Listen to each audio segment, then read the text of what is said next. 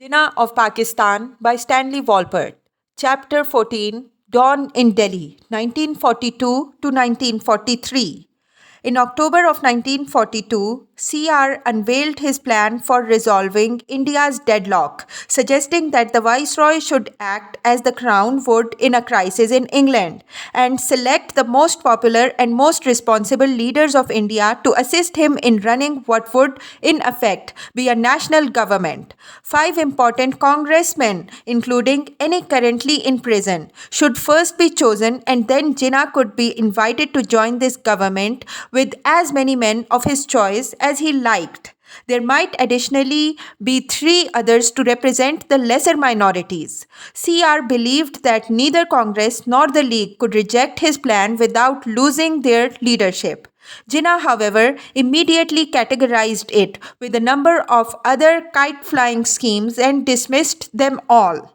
Jinnah addressed his party's council in New Delhi on November 9th and warned them of propaganda to misrepresent the Muslim League as allies of British imperialism in India, obstructing the path of its freedom and independence, which was, he claimed, currently circulating in the United States.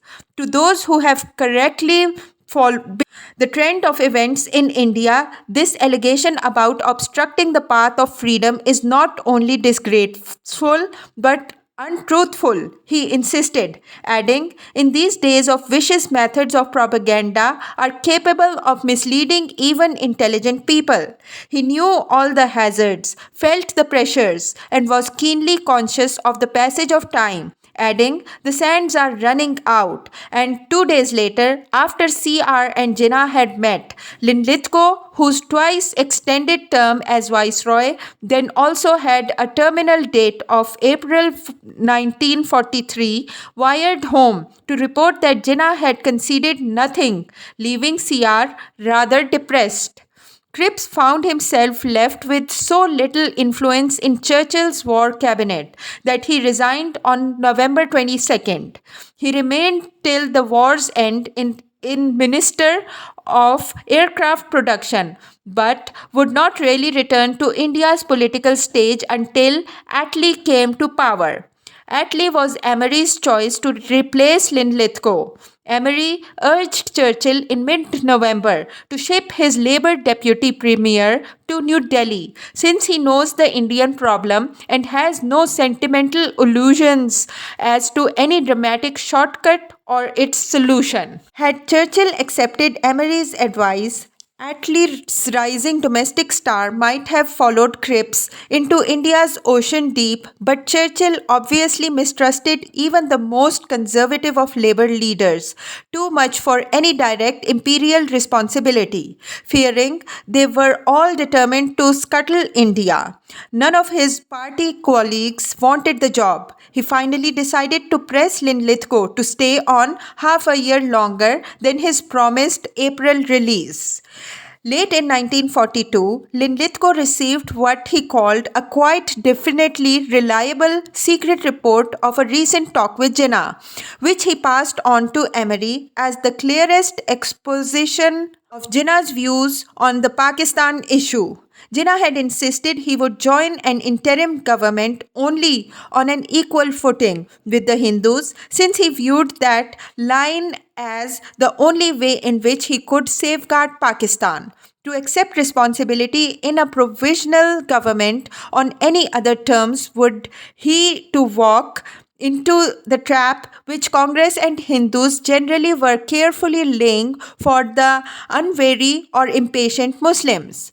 It was a deep game, and he, at least, was not prepared to play. The present was a time when Muslims were faced with a life and death problem. He did not say that in an oratorical sense, he meant it literally. Muslims must either choose to assert themselves and win for themselves a place in the Committee of Nations or go under and accept a position of permanent inferiority. It was for them to say what they wanted. If the former, he was prepared to fight for them till the last. If the latter, he was willing to take leave and concern himself with making money at the bar. The US victory at Guadalcanal, coming so soon after Rommel's defeat in North Africa, raised Allied spirits the world over, especially in Whitehall, where Emery found nothing but cheerful faces, predicting that India should be entering upon 1943 in a much better mood than she began in 1942, but not so in Bengal. Twin specters of Japanese invasion and famine outdid one another in striking terror among Bengal's population. Chittagong is receiving daily attention from enemy airmen, Isfahani reported. The food position in the province is growing more and more serious each day. In some areas, it is most acute. Tens of thousands have died and millions have been rendered homeless and are starving. The disaster is really terrible. The Japs have been overloving the late. They have visited us 4 times. Half of Calcutta is on the run. It was only the start of India's worst famine of the century, a tragedy that claimed between 2 and 3 million Bengali lives during the forthcoming year.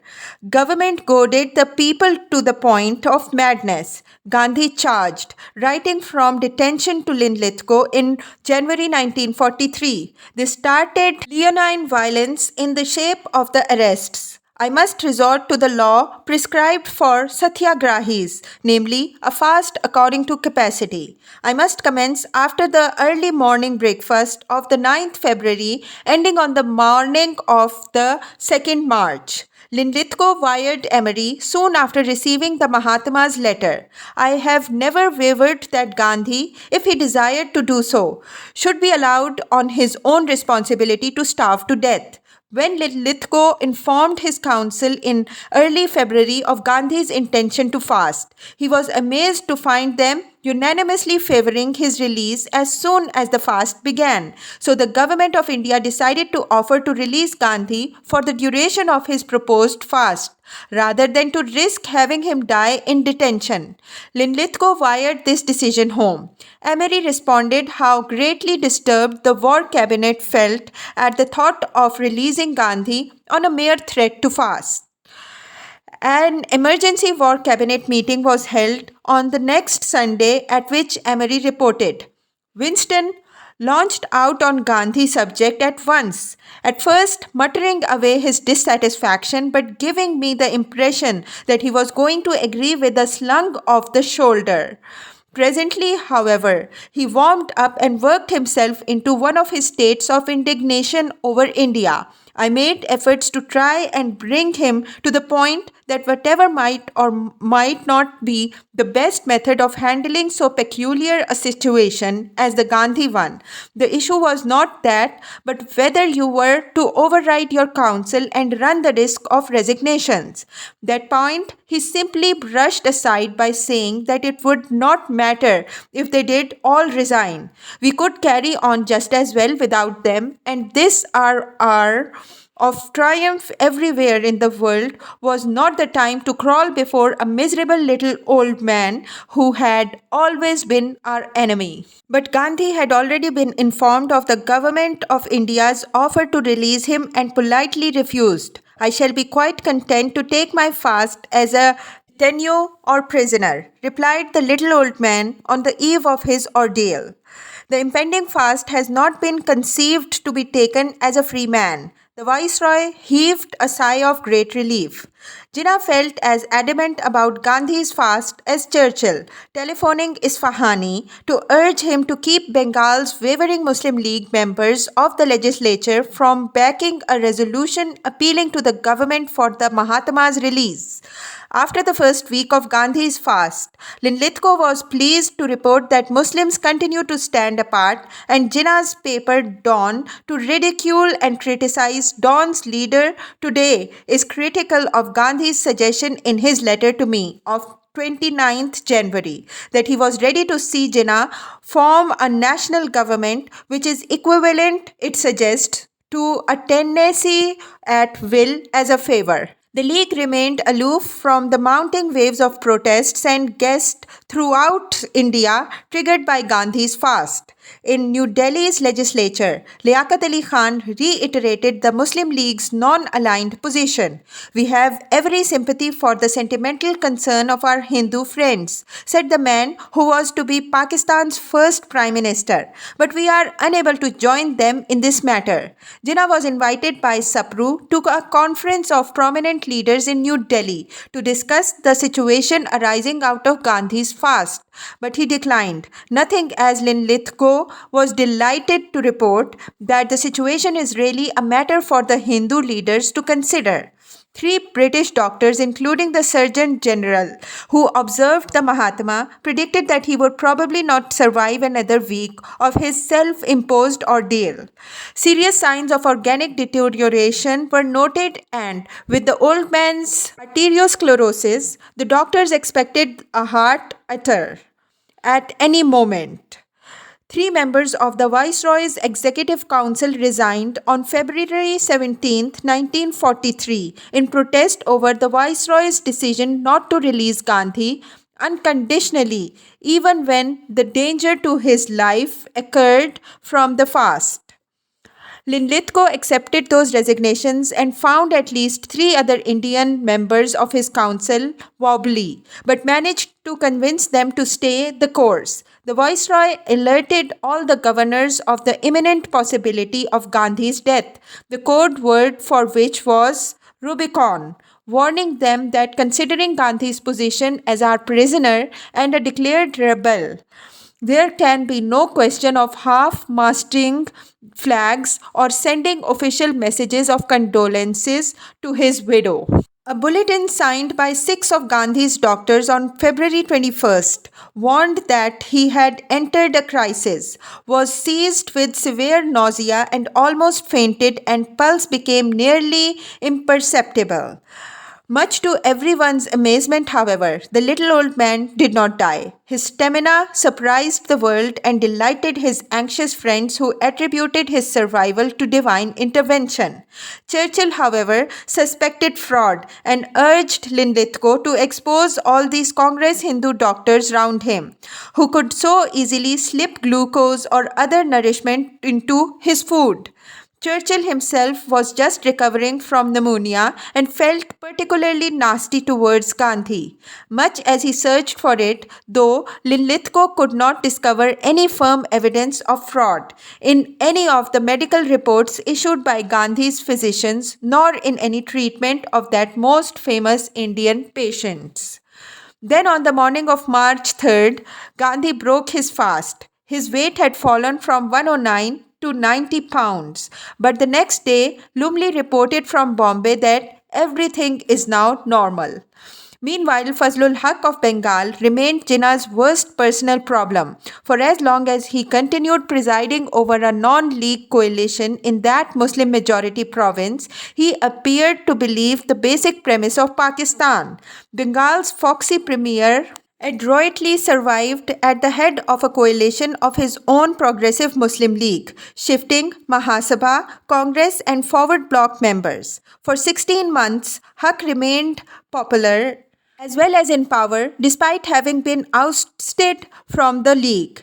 He finally sought reconciliation with Jinnah late in 1942 by going to Quaid-e-Azam's house in New Delhi in November. But Jinnah's position never altered. He ordered Fazlul Haq first of all to resign his premiership, then to disband his own Muslim party and pledge allegiance to the Muslim League as prerequisites to readmission to its fold. On February 5, 1943, Haq wrote to Jinnah, "I am going to sacrifice all that I now possess for the sake of my country and of the solidarity of my community.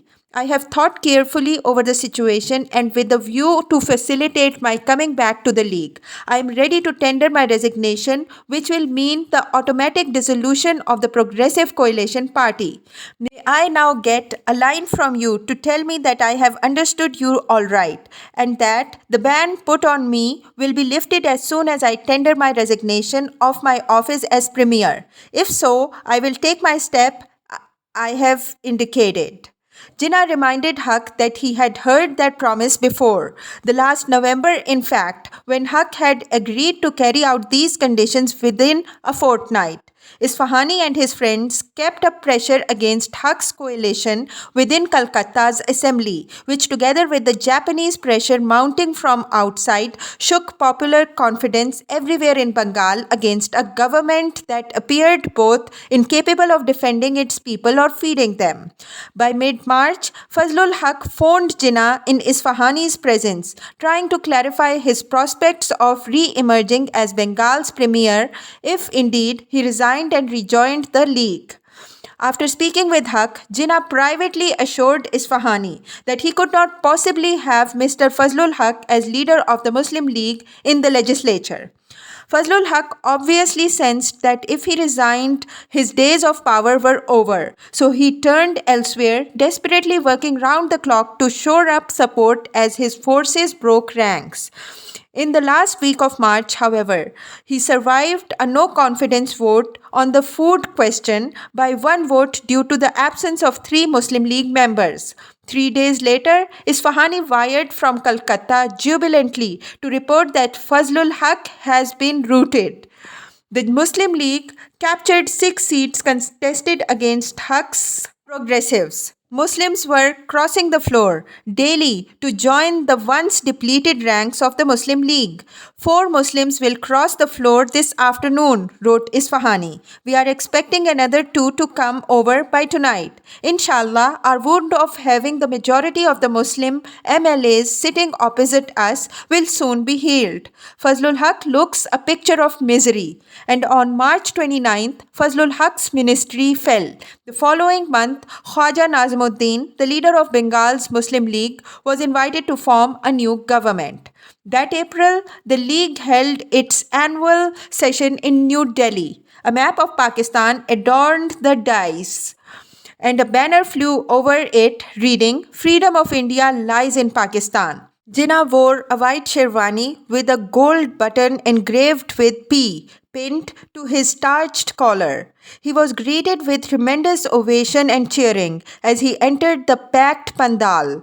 With his league ministries now running Bengal, the Punjab, Sindh, and Assam, Jinnah insisted this is only the starting point. In the northwest frontier province, my information is, and it is based on very reliable sources, that Muslim public is entirely with the Muslim League. That summer, a League ministry under Aurangzeb Khan would come to power in Peshawar.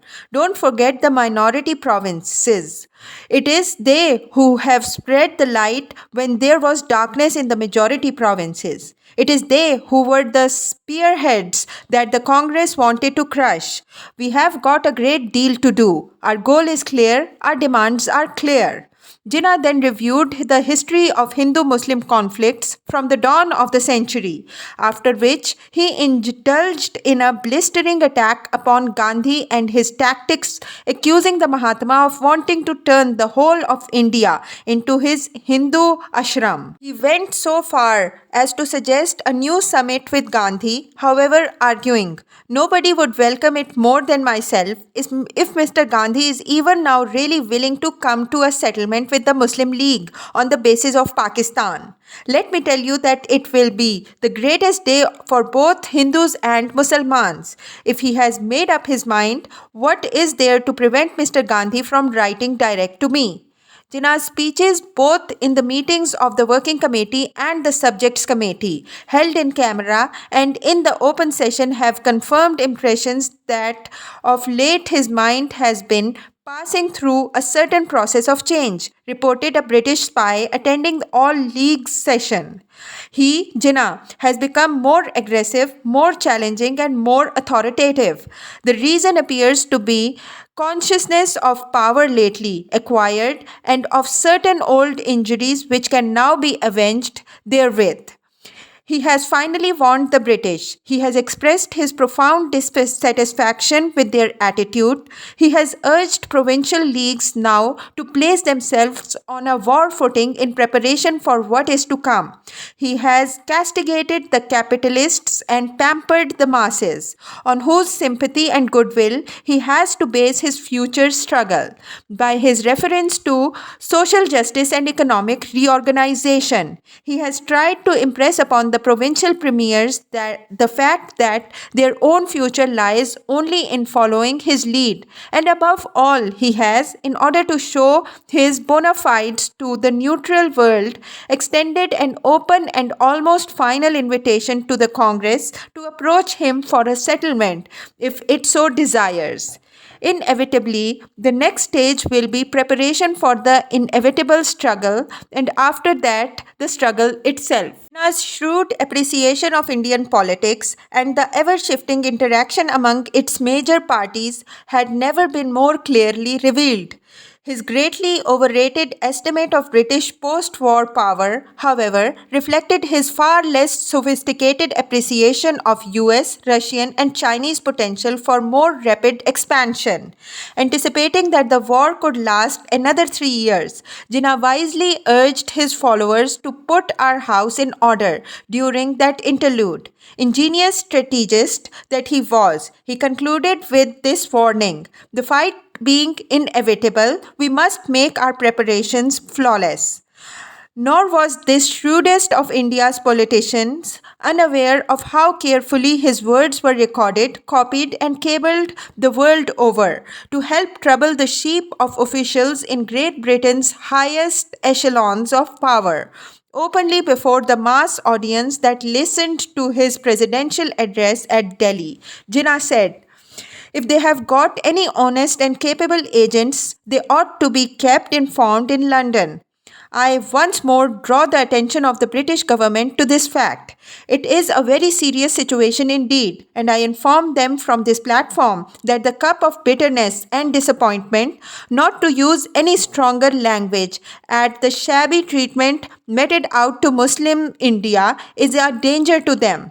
The Muslim League calls upon the British government to come forward without any further delay with an unequivocal declaration guaranteeing to the Muslims the right of self-determination, and to pledge themselves that they will abide by the verdict of a plebiscite on the lines of the resolution passed at the Muslim League session in Lahore in 1940. I say to the Muslims, 100 million Muslims are with us. When I say 100 million Muslims, I mean that 99% of them are with us, leaving aside some who are traitors, cranks, supermen and lunatics, evil from which no society or nation is free. The way in which I see them now is that the phoenix-like rise and regeneration of Muslim India from the very ashes of its ruination is a miracle. The people who had lost everything and who were placed by Providence between the two stones of a mill not only came into their own in a very short time, but became alter the British, socially the most solid, militarily the most virile, and politically the most decisive factor in modern India. Now it is time to take up the constructive program to build up this nation so that it can march on the path of our goal of Pakistan. The goal is near. Stand united, persevere, and march forward. Even before he ended his address, loud and prolonged cheers of Quaid-e-Azam Zindabad, Pakistan Zindabad, Muslim League Zindabad reverberated from thousands of throats that could carry his message to millions of Muslims beyond range of Jinnah's frail voice. Soon they would all close ranks behind their great leader in the pain-filled march to their promised land.